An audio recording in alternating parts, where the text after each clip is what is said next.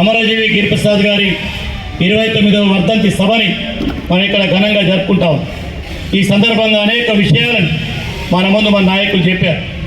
చరిత్రని నిరంతరం తెలుసుకోవటం ద్వారా, దాన్ని గుర్తించుకోవటం ద్వారా ఆ చరిత్రలో ఉన్న మంచిని నేరు మళ్ళీ మరో చరిత్ర నిర్మించడానికి ఉపయోగించుకోవాల్సిన బాధ్యత మన మీద ఉంది.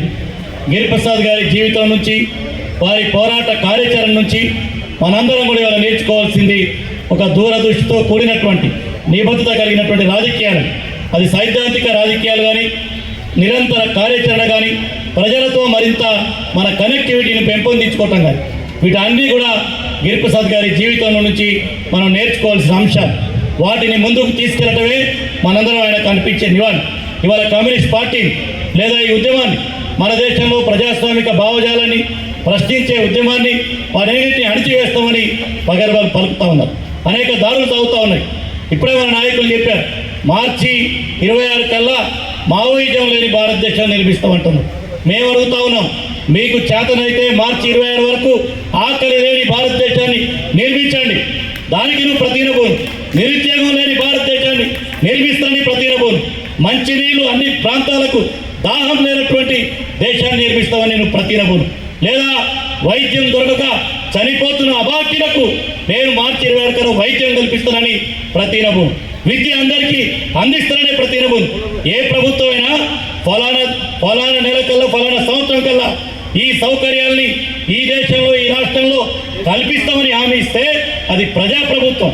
కానీ వాళ్ళ అమిత్ షా, నరేంద్ర మోడీ ప్రభుత్వం అటువంటి ప్రజల సమస్యల్ని పరిష్కరించడానికి ఎక్కడ టార్గెట్ పెట్టుకోలేదు. కానీ ప్రజల కోసం పోరాడుతున్న వాళ్ళు, ప్రజల యొక్క దైనందిన జీవిత సమస్యల్ని పరిష్కారం కావాలని, ఈ అసమానత లేని సామాజిక వ్యవస్థ కావాలని, ప్రకృతి వనరుల్ని ధ్వంసం కాకుండా కాపాడుతామని పోరాడుతున్న వాళ్ళని నిర్మూలిస్తామని మీ ప్రతినే ఇది దేశ వ్యతిరేకమైంది. అందుకే ఇవాళ గిరిప్రసాద్ గారి వర్ధంతి సందర్భంగా నిజమైన దేశభక్తులు ఈ దేశంలో ఎవరంటే కమ్యూనిస్టులే మొదట నిజమైన దేశభక్తులు. అది ఈ దేశ జాతీయోద్యమ పోరాటంలో నిరూపించుకున్నాం. ఈ దేశాన్ని కాపాడుకోవటంలో, ప్రగతిశీల భావాన్ని నిలబెట్టుకోవటంలో, కులం పేరుతో, మతం పేరుతో, వర్గం పేరుతో, లింగం పేరుతో ఈ దేశంలో అసమానతలు ఎక్కడున్నాయో వాటికి వ్యతిరేకంగా నిలబడి పోరాడుతున్నది కమ్యూనిస్టులు. ఈ దేశం యొక్క సహజ వనరుల్ని, ప్రకృతి సంపదని నాటి నుంచి నేటికి కాపాడుతున్నది, వాటి కోసం పోరాడుతుంది కమ్యూనిస్టులే.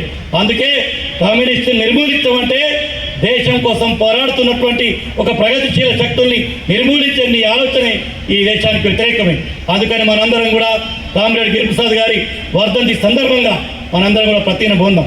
కమ్యూనిస్ట్ పార్టీని భావజాలాన్ని అంతం చేయడం వరకు సాధ్యం కాదు. అట్లని మన మాటలకే పరిమితం కాకుండా నిరంతరం ప్రజలతో మరింత సంబంధాన్ని మెరుగుపెట్టుకొని ఇది ప్రజల పార్టీగా కమ్యూనిస్ట్ పార్టీని ముందుకు తీసుకెళ్లటమే ఆయనకు అందించే నివాళి. ఆ కర్తవ్యంలో మనందరం కూడా ముందుకు పోదాం. ఇప్పుడే మన రాష్ట్ర కార్యదర్శి గారు చెప్పినట్టు రానున్నటువంటి డిసెంబర్ 26 బహిరంగ సభ ఏదైతే ఉందో, ఈ ఉమ్మడి ఖమ్మం జిల్లాలో ప్రతి గ్రామానికి, ప్రతి పల్లెకి, ప్రతి గుంపుకి మన 100 ఏళ్ల కమ్యూనిస్ట్ పార్టీ ఈ దేశంలో సాధించినటువంటి విజయాలను, నేడున్న సమస్యల్ని తీసుకెళ్దాం. లక్షలాది మంది ప్రజల్ని సమీకరించుదాం. ఒక పునరుత్తేజంతో భారత కమ్యూనిస్ట్ పార్టీని ముందుకు తీసుకెళ్లటమే కామ్రేడ్ గిరిప్రసాద్ గారికి ఇచ్చే నివాళి. ఆ కర్తవ్య నిర్వహణలో మనందరం ఐక్యంగా పనిచేద్దామని కోరుతూ మీ నుంచి సెలవు తీసుకుంటాం.